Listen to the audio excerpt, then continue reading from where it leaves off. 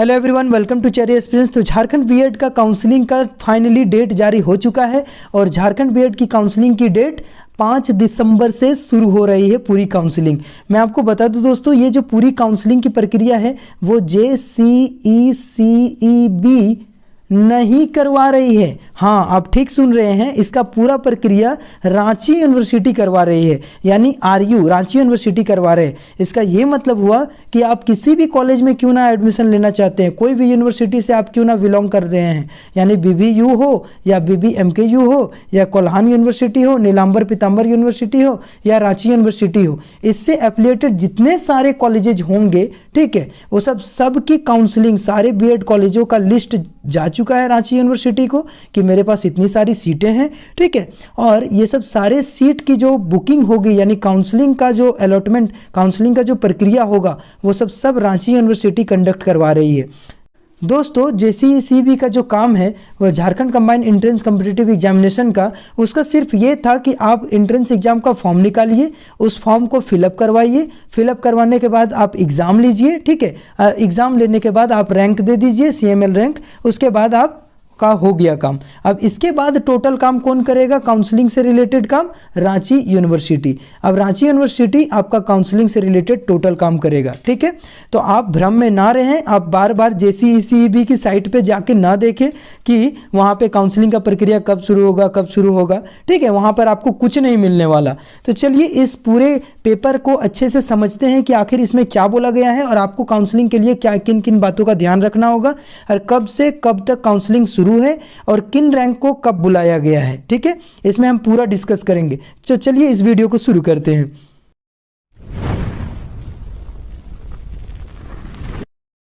दोस्तों, यहां साफ शब्दों में लिखा गया है, देखिए 136 बीएड कॉलेजों की 13,500 सीटों के लिए काउंसलिंग 5 से यानी 5 दिसंबर से यहां बोलना चाह रहा है, ठीक है। सीटें ऑन स्पॉट होंगी लॉक। ऑन स्पॉट मतलब आप काउंसलिंग के लिए रांची यूनिवर्सिटी जाएंगे, ठीक है, उसके ऑडिटोरियम में जहां पे पेपर में लिखा हुआ है, ठीक है। रांची कॉलेज के जस्ट अपोजिट साइड है, यानी श्यामा प्रसाद मुखर्जी के यूनिवर्सिटी जो ऑटोनॉमस है उसके जस्ट अपोजिट साइड, ठीक है। मैंने अपने ब्लॉग में मेरा ब्लॉग चैनल भी है, अगर आप उस पर ब्लॉगिंग के लिए देखना चाहते हैं तो उस चैनल को सब्सक्राइब करें और मैं इसमें लिंक दे दूंगा। मैंने एक ब्लॉग बनाया था रांची यूनिवर्सिटी से रिलेटेड, मैं एग्जाम देने गया था, तो वहाँ का कुछ दृश्य फिल्माया हुआ हूँ जिससे आपको ये पता चल जाएगा कि कहाँ पर ये काउंसलिंग होगा।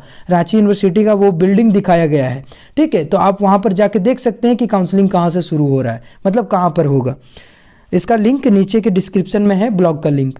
तो चलिए यहाँ पर लिखा हुआ है दोस्तों कि 600 रुपये शुल्क, RU को 3 साल बाद दूसरी बार मिला काउंसलिंग का दायित्व, यानी 600 रुपये आपकी काउंसलिंग फीस होंगी और RU यानी रांची यूनिवर्सिटी को 3 साल बाद दूसरी बार मिला।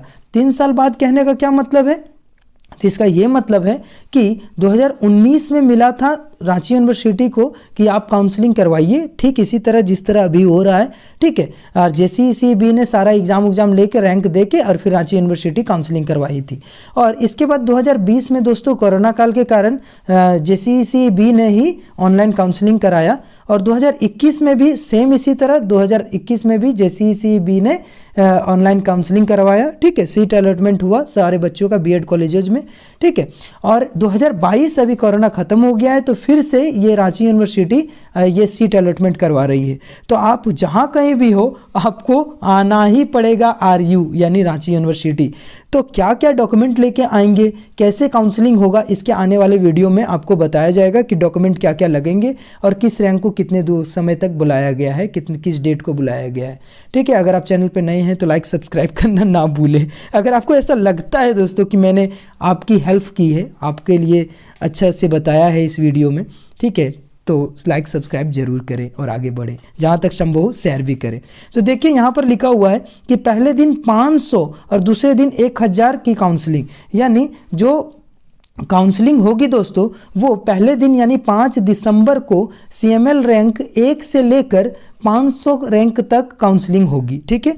और दूसरे दिन जो होगा यानी 6 दिसंबर को वो 501 से लेकर 1000 रैंक तक के बच्चे की होगी, यानी 500 रैंक पहले दिन और दूसरे दिन 1000 की काउंसलिंग 1 से 1000 तक की काउंसलिंग शुरू होगी, यहाँ पर लिखा हुआ है। इसके हाईलाइटेड पॉइंट में पढ़ के सुनाता हूँ। ऐसे होगा छात्रों का सीट अलॉट, यानी क्या होगा उसमें, तो देखिए यहाँ पर लिखा हुआ है दोस्तों कि बीएड कॉलेज में एडमिशन के इच्छुक वैसे स्टूडेंट्स जो जेसीईसीबी द्वारा आयोजित इंट्रेंस एग्जाम में शामिल हुए, उन्हें सीएमएल रैंक दिया गया है। इसी रैंक के अनुसार काउंसलिंग में बुलाया जाएगा।